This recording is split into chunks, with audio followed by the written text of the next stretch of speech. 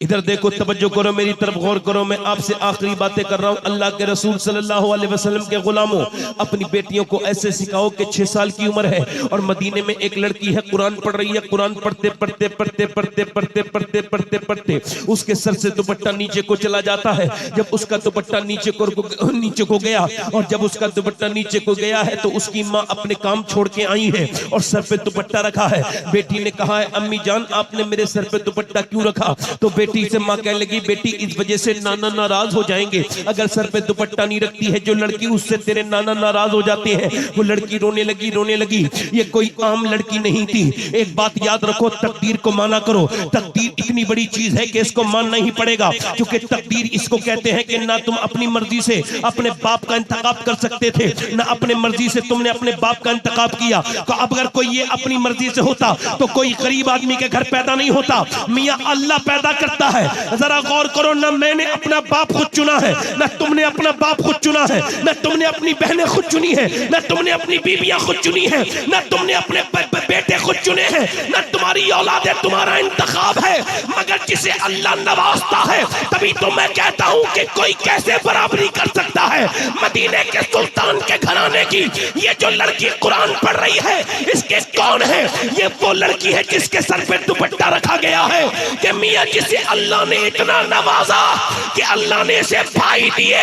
तो एक भाई का नाम हसन है, एक का नाम हुसैन है, इसके पापा का नाम अलीउल मुर्तजा है, इसके नाना का नाम मोहम्मद मुस्तफा है। ये ज़ैनब कुबरा है, ये ज़ैनब है जो कुरान पढ़ रही है। कुरान पढ़ते पढ़ते सर पे से दुपट्टा जब नीचे गया, सैयदा ज़ैनब फातिमा ने कहा, सर पे दुपट्टा रखना नाराज हो जाते हैं। सर पे दुपट्टा तो रख लिया, मगर रोने लगी और रोई और ज्यादा रोई। सैयदा फातिमा ने कहा, क्यों रोती है ज़ैनब, क्यों रोती है मेरी बेटी? अब तो सर पे दुपट्टा रख लिया, अब क्यों रोती है? कहने लगी, मेरी अम्मी जान मेरे नाना से कह देना कि ज़ैनब को इस बार माफ कर दे, अगली बार ज़ैनब गर्दन कटा देगी मगर सर पे से दुपट्टा नहीं हटाएगी। आज माफ कर दें, 6 साल की ज़ैनब की आंखों के मोती टप टप नीचे गिरे हैं। माँ के सीने से लग के कहा है, नाना से कह देना ज़ैनब की गलती माफ कर दे। और फिर करबला के मैदान में जब इमाम हुसैन को शहीद कर दिया गया, जब अली अकबर को शहीद कर दिया गया, जब अली असगर को शहीद कर दिया गया, जब कासिम शहीद हो गए, जब अली के पोते, अली के बेटे, अली के नवासे सबकी लाशों पर जब घोड़े दौड़ रहे थे, जब घोड़े दौड़ रहे थे, तो सैयदा ज़ैनब उसी खेमे से बाहर को निकली और जब ऊंटनी पे सवार हुई तो आपके सर पे से चादर खींच ली गई। बताओ, दिल से वो मुसलमान का हाथ हो सकता है जो नबी की बेटी की चादर पे चला जाए? बोलो, हो सकता है मुसलमान का हाथ? जब उसने चादर खींची तो सैयदा ज़ैनब उस जलील की जलील हरकत को समझ गई। आपने अपनी चेहरे को अपने बालों से ढका और मदीने की शरीफ की तरफ को मुंह करके कहा, ऐ मेरे नाना, आज ज़ैनब को माफ कर देना। ऐ मेरे नाना, मेरे बच्चे शहीद हुए मगर मैं खेमे से बाहर नहीं निकली। मेरा कासिम शहीद हुआ, मैं खेमे से बाहर नहीं निकली। मेरा अली अकबर शहीद हुआ, मैं खेमे से बाहर नहीं निकली। मेरा भाई अब्बास शहीद हुआ, मैं खेमे से बाहर नहीं निकली। मेरे हुसैन, मेरे भाई की शहादत हुई, मैं खेमे से बाहर नहीं निकली। ऐ मेरे नाना, मेरे बच्चों की लाशों पर घोड़े दौड़े और जब घोड़े दौड़े तो उनकी हड्डियों की टूटने की आवाजें आई, मगर ज़ैनब बाहर नहीं निकली।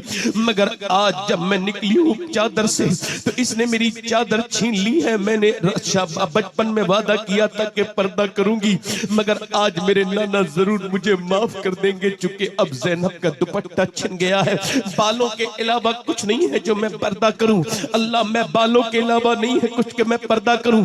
बालों से पर्दा करके मौला अली के मजार की तरफ को देखती हैं और कहती हैं, मेरे बाबा अली, मैं वही ज़ैनब हूं जब मैं बचपन में निकलती थी, कूफे में निकलती थी, मदीने में, मक्के में निकलती करती थी, आप फरमाते थे हसन और हुसैन जाओ मेरी ज़ैनब के पाँव के निशान मिटाते जाओ।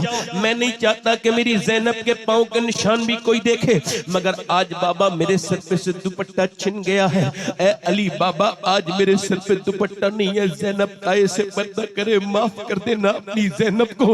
हजरत इमाम ज़ैनुल आबिदीन कहते हैं मैंने बड़ा दिल जितना अपनी फूफी ज़ैनब का देखा, इतना बड़ा दिल किसी का नहीं देखा। आप मुझे बताओ इतनी लाशें पड़ी हैं, घोड़े दौड़ रहे हैं लाशों पर, मगर जब असर का टाइम हुआ तो ज़ैनब ने अपना मुसल्ला बिछा लिया है। अल्लाह अकबर, भाई की लाशों पर घोड़े दौड़ रहे हैं और बहन नमाज पढ़ रही है। इधर बाप के जनाजे, इधर बाप के जिस्म पर घोड़े दौड़ रहे हैं, उधर जो है वो सकीना ने अपनी मुसल्ला बिछा के नमाजें पढ़ना शुरू कर दी है। उधर सुहाग लुट चुका है। अल्लाह अकबर, लुटते लुटते कह रहा है ये खाक में मिलता सुहाग ले सलाम आखिरी खानदान अहले बैत के लोगों, फातिमा की लाडले का आखिरी दीदार है।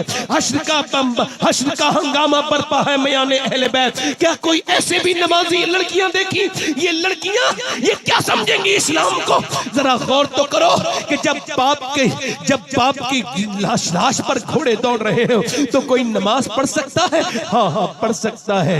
ज़ैनब की भतीजी ने, फातिमा ज़हरा की पोती ने, हुसैन की बेटी सकीना ने मुसल्ला बिछा के अपनी फूफी के साथ नमाज पढ़ना शुरू की है। अल्लाह अकबर, उधर बीबियां नमाज पढ़ रही हैं, उधर नमाजें हो रही हैं, उधर लाशों पे घोड़े दौड़ रहे हैं। एक हम नमाजी हैं कि पंखे लगे हुए हैं मस्जिदों में, हमारे सर नहीं झुकते। एक वो नमाजी हैं जिन्होंने लाशों के साए में नमाजें पढ़ी हैं। एक हम नमाजी हैं, ज़ैनब कुबरा ने कहा था मेरे नाना मुझे माफ कर देना। इमाम ज़ैनुल आबिदीन कहते हैं 5000 किलोमीटर का सफर तय किया, यानी कूफे से लेके दमिश्क तक और दमिश्क से मदीने तक, मगर मेरी फूफी की कभी तहज्जुद की नमाज कज़ा नहीं हुई। ऐ लोगों, करबला से 2 पैगाम मिले हैं, एक पैगाम नहीं मिला है। एक पैगाम तो ये है कि चाहे हालात कुछ भी हो सजदा न छोड़ना, ये हुजूर के नवासे का पैगाम है। और एक पैगाम ये है कि चाहे हालात कुछ भी हो पर्दा न छोड़ना, ये हुजूर की नवासी का पैगाम है। ना नवासे के पैगाम का जवाब है, ना नवासी। नारे